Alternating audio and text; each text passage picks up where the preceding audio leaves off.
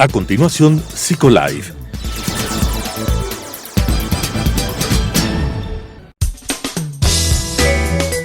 Clasificación A. Apto para todo público.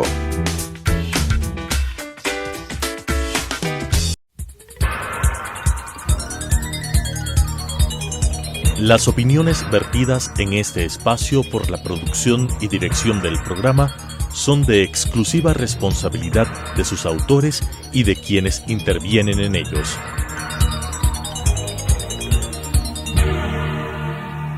Telesucesos Canal 29 UHF presenta Psicolife, un programa creado para hablar de psicología desde una vertiente científica pero amena con la conducción de la doctora Elizabeth Montenegro. Psicolife. Son 17 meses en los cuales nuestros hijos dejaron de asistir a las clases presenciales para acceder a la modalidad de educación virtual producto del COVID-19. Pero en un mes ellos volverán a las aulas. Preparando a nuestros hijos para el regreso a clases es la serie de temas que abordaremos durante este mes de agosto en Psicolife, pues queremos conocer de ustedes aquellas inquietudes, aquellos temores que están generando este nuevo regreso a clases y también darles algunas sugerencias, algunas recomendaciones para que ustedes puedan considerar en este nuevo acercamiento a la modalidad presencial, que será una modalidad de clases atípica, diferente, pero con la certeza de que nuestros estudiantes van a poderse adaptar a ella. Además, en el transcurso de estas semanas abordaremos el impacto emocional que ha tenido el alejarse de las aulas virtuales para niños y adolescentes.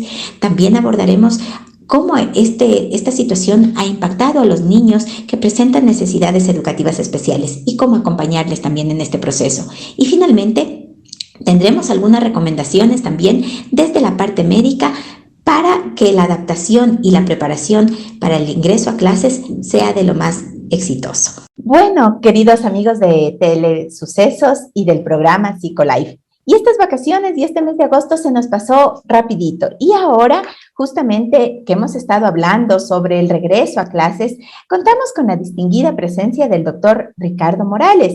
Él es médico pediatra, es además director de posgrados de pediatría de la Universidad Internacional del Ecuador, director general también de Pediatría al Día y tiene también un programa de radio en línea que se llama Pediatras SOS.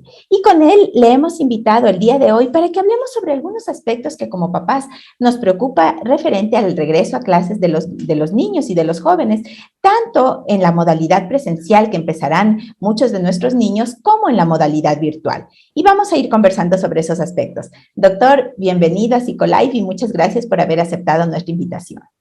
No, más bien, muchas gracias a ustedes por la invitación y bueno, es un gusto siempre conversar sobre estos temas, sobre todo que vamos a hablar para papis y para mamis que también están en estos momentos, tienen muchas dudas sobre todo. Sí, definitivamente. Y bueno, a mí me gustaría que hablemos un poco primero sobre la presencialidad, la asistencia a presencial, a las clases presenciales. Los papás tienen temores, ¿verdad? Temores frente al hecho de ¿y cómo va a darse esta situación? ¿Y si mis hijos se contagian? ¿Qué puede pasar con ellos? ¿Qué podemos abordar en este sentido? ¿Y qué les podemos decir a los papás para que ellos también vayan considerando aspectos que son fundamentales en esta modalidad? Bueno, cuando nosotros hablamos de las clases presenciales, tenemos que ver varios ejemplos buenos y exitosos que que han habido durante la pandemia. O sea, en Europa, en Estados Unidos, en muchos países, nunca se dejó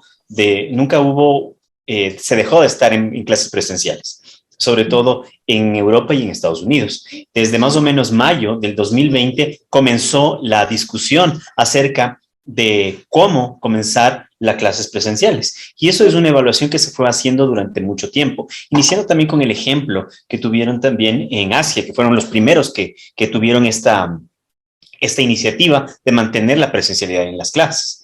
Entonces, se tiene que ver varios aspectos que tuvieron que ser evaluados y obviamente fue igual a prueba-error durante muchos meses. Inicialmente, las cosas más importantes es mantener grupos burbuja. ¿Qué significa grupos burbuja? Mantener grupos de aproximadamente entre 6 a 8 personas que no estén en un espacio cerrado, obviamente el distanciamiento, que consten cada una de las áreas dentro de clase con alcohol gel y con un lavabo, que haya una ventilación al menos de 60 minutos después de cada hora clase, lo cual es bastante complicado porque sería lo óptimo. Hay algunos ejemplos que pasan. Muchas cosas pueden aplicar en el país, otras cosas no se pueden aplicar en el país, porque realmente necesitan una inversión de recursos que no solo tiene que venir por parte de las instituciones privadas, sino también de la parte pública. Y como les digo, tiene que ser una armonía entre tres grupos. El sistema de salud, que es lo que se ha demostrado que hubo éxito en otros países, que por lo menos la parte de la presencialidad no tuvo un impacto sobre el aumento de casos en estos países. Entonces, primero hablamos de la parte de las instituciones educativas, la otra la parte de la salud, ¿sí? Ya sea sobre todo pública, y los padres. Entonces, ¿qué tienen que hacer los padres inicialmente? Los padres tienen que inicialmente tener esa costumbre de indicarles a los niños desde muy pequeños, desde los 2 años, el uso de mascarilla, el lavado de manos, el uso de alcohol gel y distanciamiento social. La parte de las instituciones educativas, que es lo que vamos a ver más a fondo, y sobre todo la parte del sistema de salud. El sistema de salud tiene que brindar no solo las garantías de atención, sino de prevención, entonces, y de aislamiento. Entonces, los sistemas de salud en otros países que tienen otro tipo de funciones y tienen una organización mucho más grande la que tenemos aquí, les brindan a todos, por ejemplo, en Alemania, en la parte educativa, lo que se les brindó fue pruebas rápidas para que sean identificados los niños que tienen algún caso positivo y se pueda observar a los contactos, a los que estuvieron en clase, a la profesora, etcétera, los profesores que estuvieron en clase. Entonces, ellos pueden ser observados y aislados de igual forma y vigilados para ver si es que tienen unos síntomas, y también se les hace pruebas también para ver si es que no están.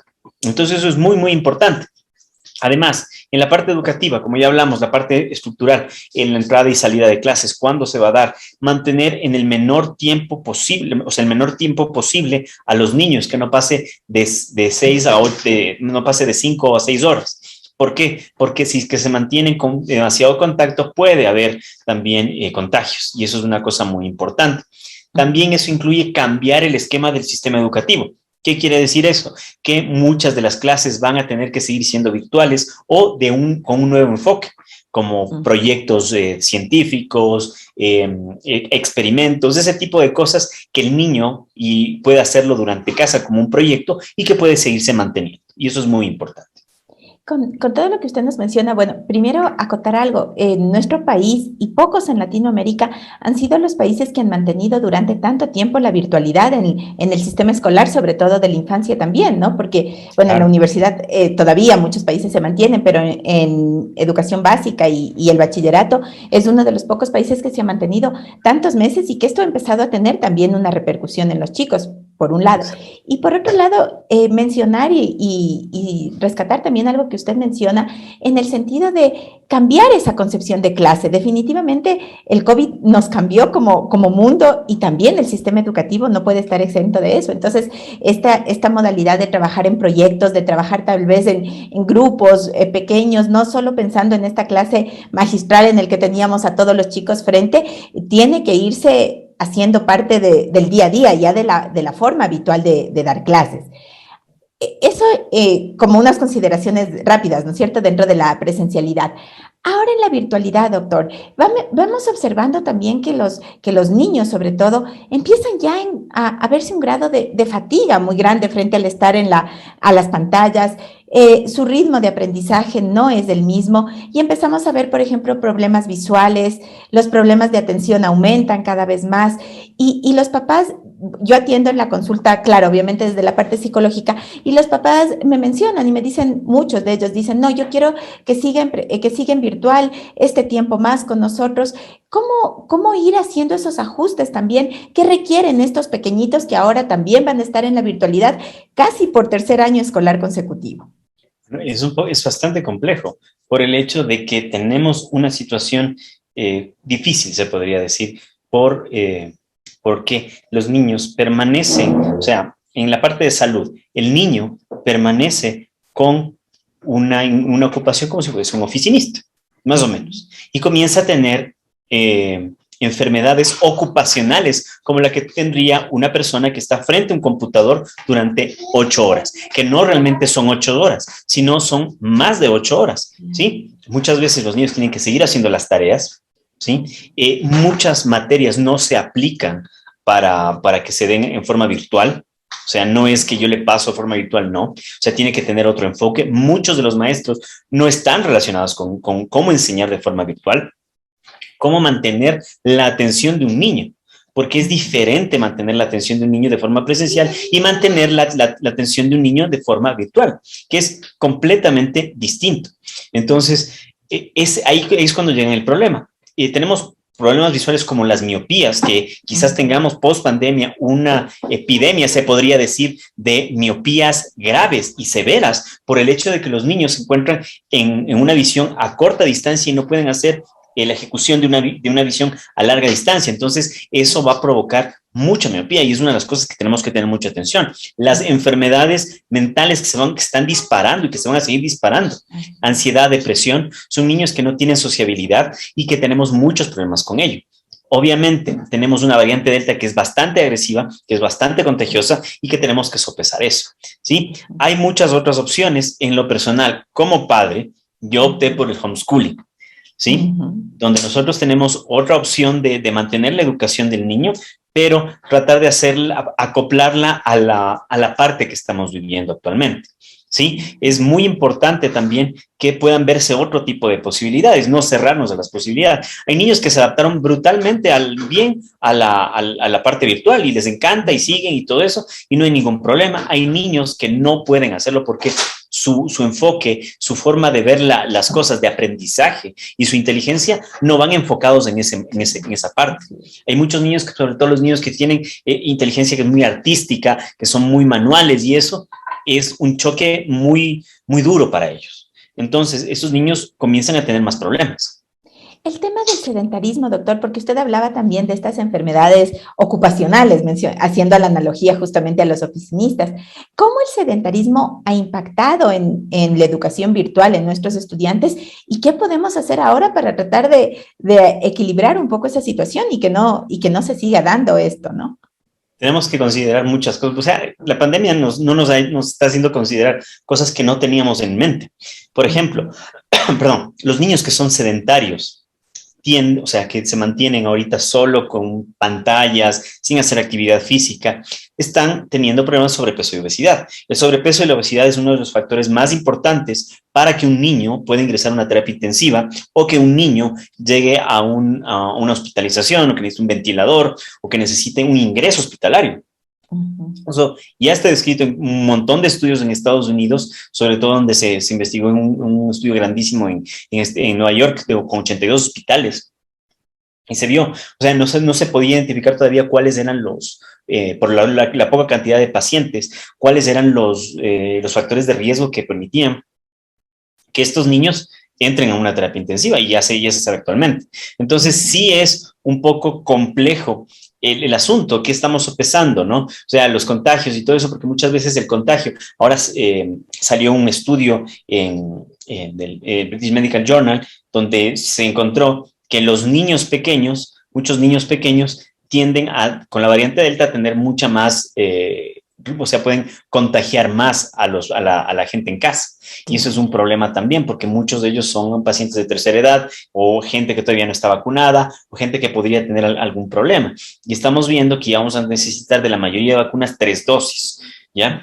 Entonces, por ejemplo, en Estados Unidos ya los inmunodeprimidos ya se les está vacunando 3 dosis.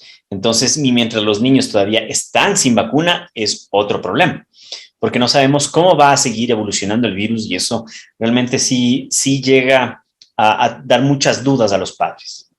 Y esta idea que usted mencionaba de mantener estos grupos burbuja, de todas esas experimentaciones porque al final sí ha sido así, que se han ido realizando en países de Europa, claro, de Estados Unidos, sí podrían tener un impacto positivo para que aquellos papás que han optado justamente para que sus hijos vayan a educación presencial no estén tan angustiados frente a esta situación. O sea, el mensaje realmente es que la decisión tengan los padres. No es ni a favor ni en contra de ninguna de las alternativas. De presencial o virtual o como ustedes desean. Es la decisión de los padres. Muchos padres no tienen el chance con quién dejar a sus niños por el trabajo. Claro. Y muchos ya volvieron al trabajo presencial. Entonces no tienen con quién dejar a los niños. Entonces necesitan, así ellos no quieran, se ven obligados a hacerlo. ¿Ya? Y hay otros padres que dicen, bueno, voy a mantenerme en esto y yo sí puedo y pueden hacer y tienen las facilidades. No hay ningún problema. la situación real es que si es que optamos por cualquiera de las dos cosas, tienen sus pros y tienen sus contras. El pro de que vamos a tener una clase no, virtual es que no va a estar en contacto con niños, otros niños no pueden tener infecciones, vamos a tener mucho mejor, por ejemplo, niños que tienen algunas comorbilidades, enfermedades de corazón, pulmonares, etcétera, etcétera, pueden ser más riesgosos para tener COVID. Entonces, o un COVID un poquito más severo, o por lo menos una hospitalización. Entonces, estos niños, estos padres tienen que darse cuenta que el espacio de estudio tiene que ser un espacio iluminado, una silla cómoda, ergonómica, con pausas activas, créanme, con pausas activas, como si estuviéramos en un trabajo de oficina. O sea, ellos van a tener... una pausa activa, doctor. Contémosles a los papás cómo podemos hacer con los niños exacto, una pausa activa. Pueden tener problemas de columna. ¿Qué es las pausas activas? Es simplemente dejar, en cualquier receso que tenga, tener 5 minutos al menos, 5 a 15 minutos, para que las personas que están ahí puedan movilizarse, levantarse, estirar las piernas, hacer un tipo de actividad, ejercitar la visión a distancia, ¿sí? ¿Para qué? Para que no haya contracturas musculares, cervicales, problemas de columna, por la ansiedad y todo eso también siguen habiendo también contracturas, también dolores de cabeza, también que el niño pueda ir al baño, etcétera, porque muchas veces los niños están ahí, que ya termina la clase y luego la otra no tienen tiempo para ir al baño. Entonces, y se sienten como atrapados.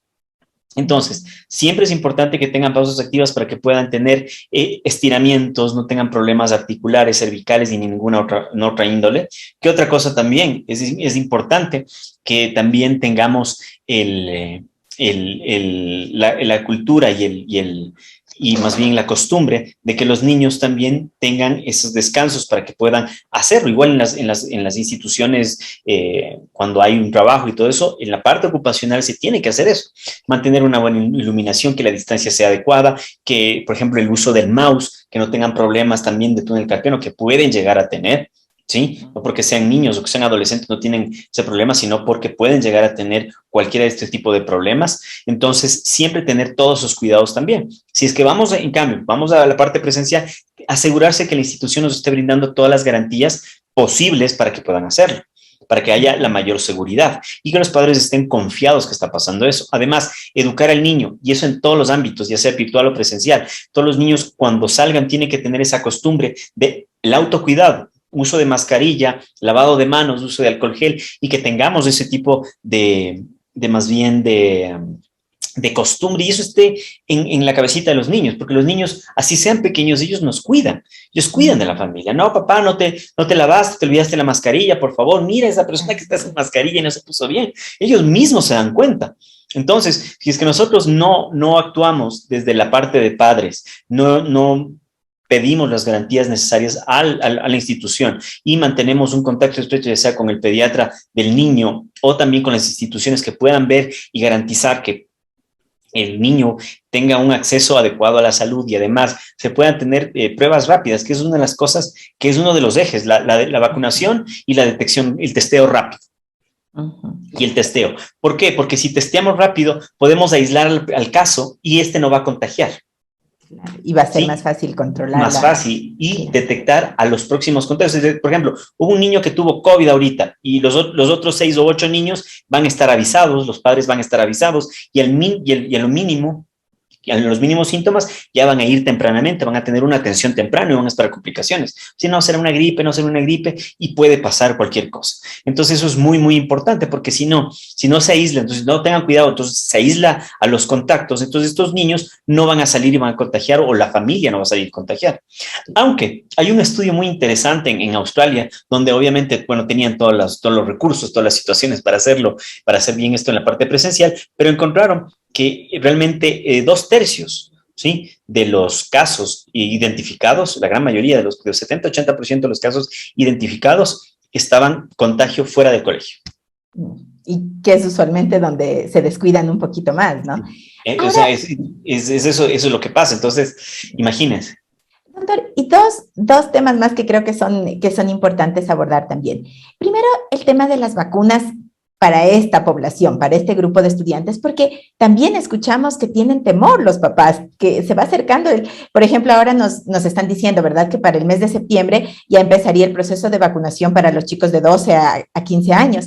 Pero hay papás todavía que tienen sustos. Si adultos no se están vacunando a pesar de que tenemos la disponibilidad, ¿qué pasa con este grupo? ¿Es recomendable la vacuna para los adolescentes en este caso y posiblemente después de unos meses para los niños más pequeños? Bueno, no ha habido efectos adversos graves, frecuentes. No ha habido efectos adversos importantes, frecuentes en los niños desde los 12 a los 16 años, que es uno de los, primero se comenzó con los adolescentes de 16 años y ahorita se está iniciando con las personas de 12 años. Solo Pfizer está autorizada para ello. ¿Sí? Entonces, dentro de esta vacuna se han hecho todas las investigaciones, la vacuna que tiene más investigaciones sobre el caso y que ha tenido buenos resultados. Mucha gente va a decir, bueno, se ha descrito también casos de miocarditis, inflamación del músculo cardíaco por la vacuna, es anecdótico y tiene un riesgo mínimo, o sea, es 0.00015%, es muy, muy pequeño el riesgo y no está demostrado que sea directamente por ello, puede ser una sensibilidad o alguna otra cosa, pero realmente es muy anecdótico y es sumamente raro. La mayoría de la población tiende a tener dolor local, fiebre, malestar durante unos 24 a 48 horas, que es lo que suele dar en cualquier vacuna. Todos los papás estarán de acuerdo que cuando tienen las vacunas de los 2, 4 y 6 meses pasan eso. Y eso es un efecto que se tiene con cualquier vacuna. Sí, o sea, y eso quiere decir, y ese efecto garantiza que está teniendo una respuesta inmunológica en nuestro cuerpo hacia la administración de la vacuna. Entonces, más bien es un tema de que más bien estén tranquilos. Por ese lado, hay seguridad. Ajá, o sea, en cuanto a las vacunas, o sea, es un pequeño problema, un pequeño gran problema, cómo se está desarrollando las vacunas para los niños menores de 12 años. Lo que está pasando es que solo 2 vacunas tienen investigaciones que ya están siendo concluyentes en cuanto a vacunas. La que está más próxima a aprobarse es Pfizer, desde los 6 meses hasta los 12 años. Van a tener diferentes dosis. Niños menores de 1 año, una, que son 3 microgramos, de 2 a 5 años, que son 10 microgramos, y poco a poco van a cambiar, van a ir aumentando. Todavía no están definidas para los niños grandes. Lamentablemente, es un estudio mucho más complejo. ¿Por qué? Porque los adultos es estándar. En cambio, los niños tenemos que separar a los niños lactantes, a los niños preescolares, escolares, etc. Entonces, tenemos que ver por grupos de edad cómo se va dando, porque el cuerpo no funciona igual en un niño recién nacido que en un niño lactante, que en un niño preescolar o un escolar o peor, un adolescente. Entonces, totalmente funciona el cuerpo de un niño. Entonces, necesitan hacer algunas cosas. Lo que están haciendo es tratando de sacar la aprobación en septiembre, más o menos en agosto-septiembre, para que la FDA, que es la Food and Drug Administration, que es el encargado de aprobar los medicamentos y las vacunas en Estados Unidos, son súper estrictos. Entonces, lo mínimo que se demoraron fueron en las vacunas de adultos 4 meses. Imagínense. Entonces, más o menos va a ser ese tiempo en los niños. Entonces, probablemente entre diciembre del 2021 y enero del 2022 recién podría, si es que se sigue el trámite normal, si es que no hay alguna otra cosa, esperemos que no tengamos ningún problema, saldría recién la aprobación para que se puedan poner los niños en Estados Unidos recién la dosis desde ahí. Entonces, o sea, eso significaría que para nosotros llegaría posiblemente en agosto del próximo año, como mínimo, tal vez. No sabríamos decir, o sea, claro. Esperemos que tengan una buena tasa de vacunación los niños allá. Ajá. Y que puedan exportar la mayor parte, pero lo que van a exportar, obviamente van a vacunar a su propia población inicialmente, porque son los productores, ellos van a cuidar de su propia población inicialmente, eso es obvio. Entonces, no sabemos hasta cuándo. Otra vacuna que se está desarrollando es es Sinovac. Sinovac es la segunda que está también ya aprobada, desde los 3 años hasta los 17 años, sí está aprobada. Solo por el gobierno chino.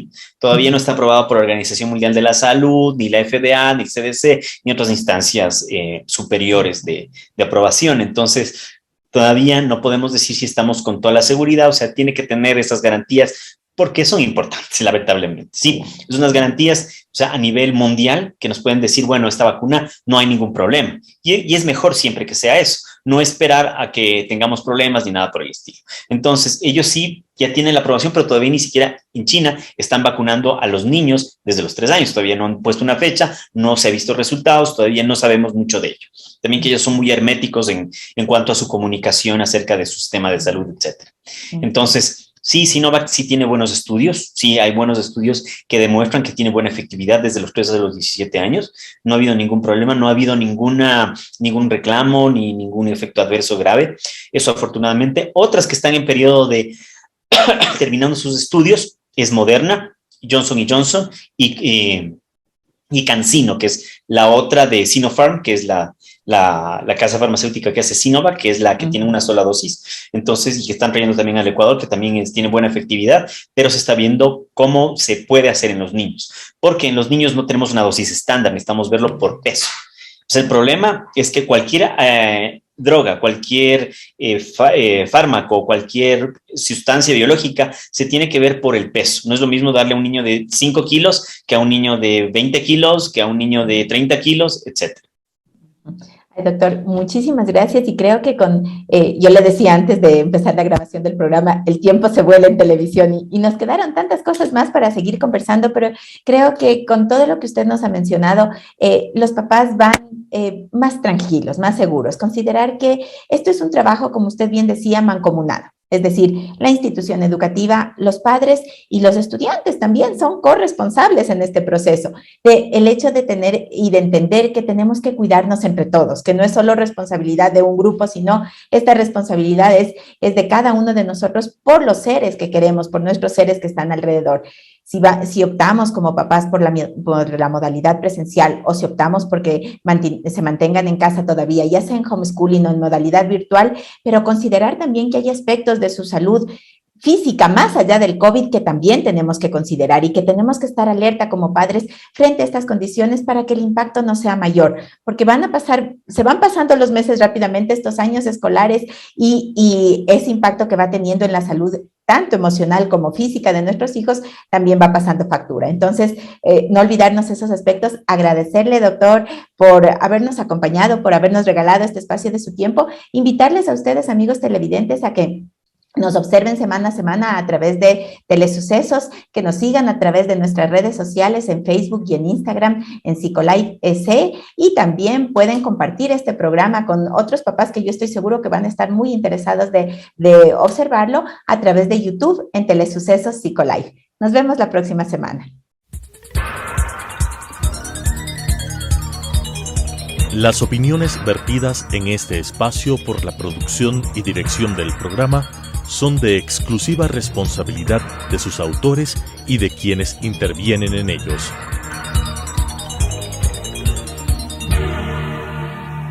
Telesucesos Canal 29 UHF presentó Psicolife, un programa creado para hablar de psicología desde una vertiente científica pero amena con la conducción de la doctora Elizabeth Montenegro.